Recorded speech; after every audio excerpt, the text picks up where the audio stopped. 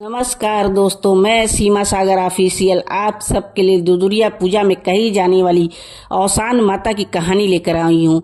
इस कहानी को सुनने और कहने मात्र से ही फल को प्राप्ति होती है। औसान मैया सब पर कृपा बनाई रहती है। बहुत ही सुंदर कहानी है, देवरानी और जेठानी की कहानी है।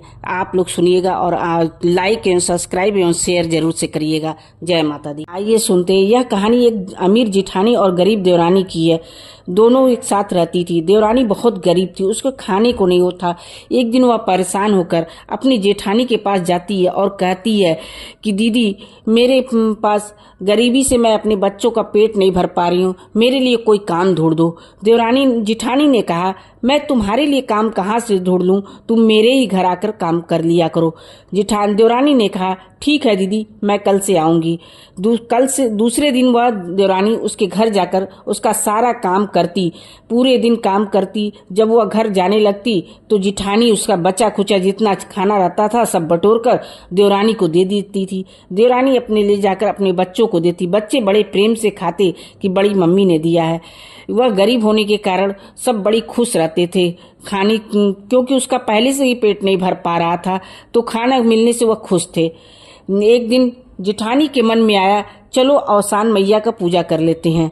उसने अपने यह विचार करके उसने अपनी देवरानी से कहा, कल तुम जल्दी आना, सारा काम करके चली जाना। इसके बाद जेठानी ने पड़ोस में जाकर सारी औरतों को न्योता देकर चली आई कि कल मेरे यहाँ दुदुरिया पूजा है। उसके बाद उसने अपनी देवरानी के जाने के बाद जेठानी ने अपने घर के पूजा पाठ की तैयारी करना शुरू कर दिया। उसने अच्छे से पाटा बिछाया और सारी सामग्री को रखकर विधिवत बढ़िया से सजा वजा कर रखा। सुहागिन औरतें गांव की आईं तो उसने जब मोहल्ले की सारी सुहागिन औरतें आई, उन्होंने देखा, बड़ी खुश होकर पूजा पाठ किया, भजन कीर्तन किया, आरती की, प्रसाद लेकर अपने अपने घर गई। जब यह बात देवरानी के बच्चों को पता चली कि बड़ी मम्मी के घर पूजा था और मेरी मम्मी को नहीं पूछा, तो उसने कहा, बच्चे ने कहने लगे, माँ तुम्हें क्यों नहीं बुलाई बड़ी मम्मी ने? तो कही बेटा, यह तो अमीर लोग हैं, गरीब लोग को क्यों पूछेंगे?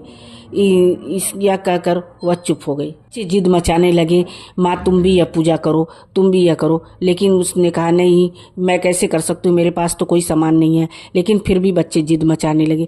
तो उसने कहा, ठीक है। बृहस्पतिवार का दिन आया तो वो भी अपना जाकर मोहल्ले में सबको न्योता देकर सुहागिन औरतों को चली आई घर पे। दूसरे दिन उसने साफ सुथरा किया और माता रानी का आसन बिछाया। कुछ सामान तो था ही नहीं।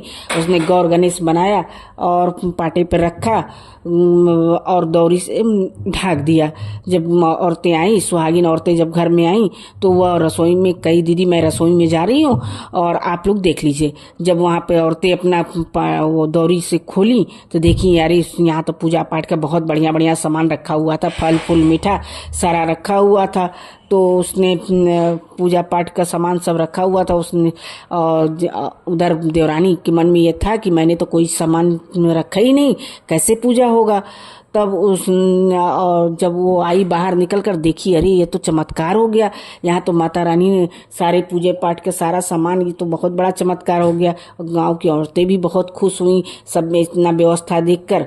उसने गांव की औरतों से कुछ नहीं कहा और माता रानी का, देवरानी जब बाहर निकल कर आई, देखी माता रानी का चमत्कार, अरे ये तो माता रानी ने क्या कर दिया, ये तो सोने चांदी हीरा जवाहरात से सब भरा पड़ा था और सब पूजा पाठ का सारा सामान था।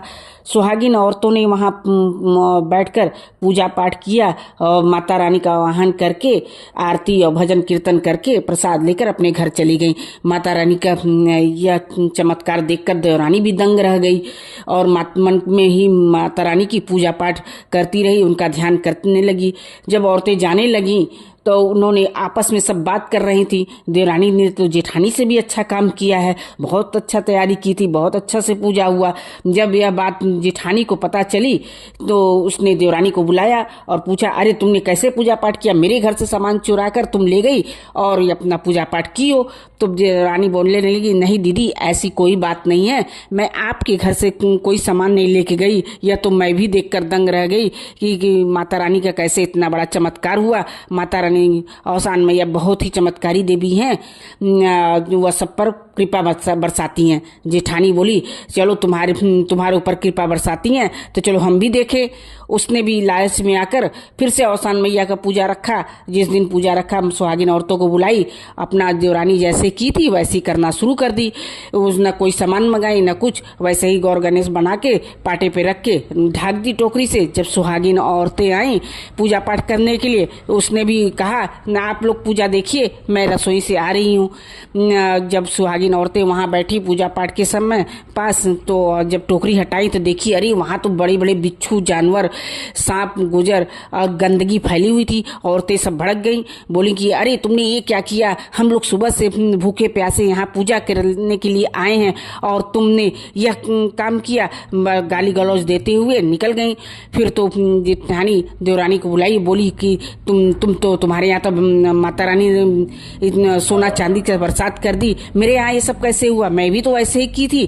तब जेठानी देवरानी बोली दीदी आपके मन में लालच था, आपके समान होते हुए आपने पूजा नहीं किया, मेरे पास तो कुछ था ही नहीं, इसलिए औसान मैया ने मेरी कृपा बरसाई। जेठानी बोली कि देवरानी बोली कि जेठानी दीदी तो आप माता रानी से माफ़ी मांगिए, माता रानी कृपा करेंगी। फिर वो जेठानी के भी अपना माता रानी का ध्यान करके उससे माफ़ी मांगी। जैसे भगवान देवरानी का समय बनाए वैसे माता रानी सबका समय बनाए, सबके बहू बेटा और बच्चों पर कृपा बनाए रखें। बोलो औसान मैया की जय।